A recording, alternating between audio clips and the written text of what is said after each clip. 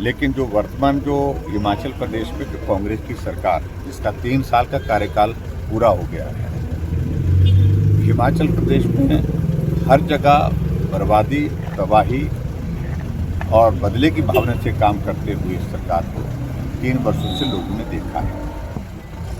अभी भी मंडी में बहुत बड़ा आयोजन जिसमें लगभग 10 करोड़ के करीब इन्होंने खर्च कर दिया, और पैसा कौन सा खर्चा, डिजास्टर का पैसा उसमें खर्च किया।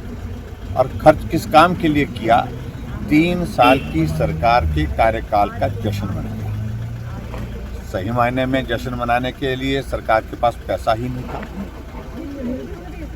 सही मायने में सरकार को जश्न मनाने का कोई कारण बनता नहीं था, और ऊपर से डिजास्टर का पैसा जो गरीब लोगों के जिनके घर गए हैं उसके लिए था।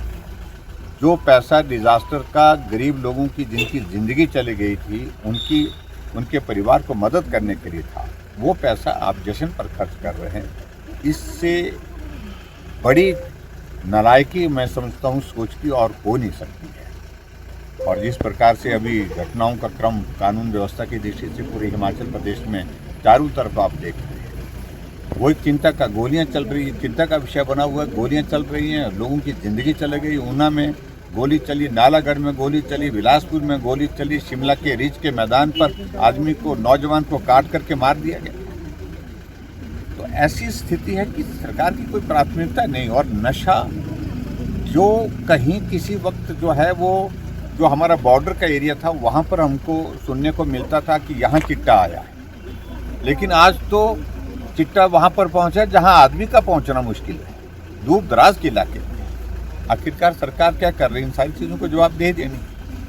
और डॉक्टर के अभी ताज़ा घटना आईजीएमसी का जो हमारे सामने जो प्रकरण आया है उस पर भी सरकार को गंभीरता से कदम उठाना कि आने वाले समय में कम से कम ऐसी घटना ना हो, इस बात को सुनिश्चित करने की आवश्यकता है। बहुत सारे मसले इस वक्त जो है हिमाचल प्रदेश में चारों तरफ जो है सरकार के खिलाफ है, और उन सारी बातों पर सरकार से जवाब दिए नहीं बन पा रहा है। कारण सरकार की प्राथमिकता नहीं, करना क्या चाह रही है, क्लैरिटी नहीं है।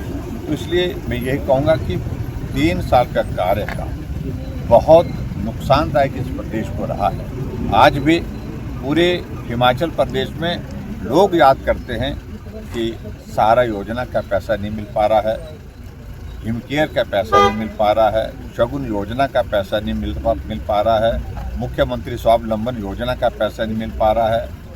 जो है वो जितने भी डेवलपमेंट के काम हमारे हिमाचल प्रदेश साले वो रुके पड़े। तो इन सारी चीज़ों को लेकर के खुद लोग याद कर रहे हैं भारतीय जनता पार्टी की सरकार के कार्यकाल। सर, जिस तरह से हिमाचल में जो है कर्जे में हिमाचल है, आपके भाजपा से ही हमारे जूनियर के विधायक प्रकाश राणा जी हैं जिन्होंने सैलरी लेने से मना कर दिया है, इसके ऊपर क्या कहेंगे? क्या पूरे देखिए बहुत अच्छा कदम इन्होंने उठाया है, अपने आप वो फैसला लिया है, अपने विवेक से लिया है फैसला है, अच्छी बात है। इन्होंने शुरुआत की है और इस दिशा में कोई और भी अगर दानिश सज्जन इस तरह के सरकार को जो है अपनी सैलरी छोड़ना चाहते हैं तो उनका स्वागत है, वो आए इस बात के लिए। ठाकुर साहब, जो शिमला का जो एक आईजीएमसी का जो विवाद हुआ है उसके कारण जो है डॉक्टर्स जो है स्ट्राइक पे है, और जिसके कारण आम जन जो है वो दुविधा झेल रहा है, उसके लिए विपक्ष का क्या?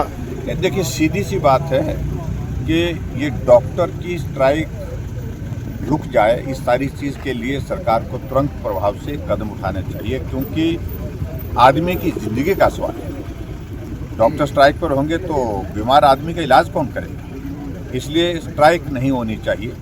और डॉक्टर के साथ मीटिंग मुझे जानकारी मिली है पिछले कल मुख्यमंत्री जी की हुई है, और उस बैठक के बाद जो मुख्यमंत्री का जो बयान आया कि हम रिव्यू कर रहे हैं सारी चीज़ों को लेकर के, क्योंकि जो वहाँ पर जो घटना हुई है मैं समझता हूँ कि वो मोमेंट्री रिएक्शन था, कोई योजनाबद्ध तरीके से नहीं लगता वो सारा जो हुआ है, लेकिन गलतियाँ दोनों तरफ से हुई हैं, ये भी पूरे प्रदेश ने देखा। ऐसी सूरत में जो फैसला मुख्यमंत्री ने टर्मिनेशन का लिया है डॉक्टर का, मैं समझता हूँ कि उसमें मानवीय दृष्टिकोण कम दिखता है, यानी कि बहुत ज़्यादा हार्श डिसीजन लिया, क्योंकि किसी की नौकरी समाप्त करना ये बहुत रेयर केसेस में किया जाता है। ये फैसला रिव्यू करना चाहिए, इतना ही मुझे। Thank you.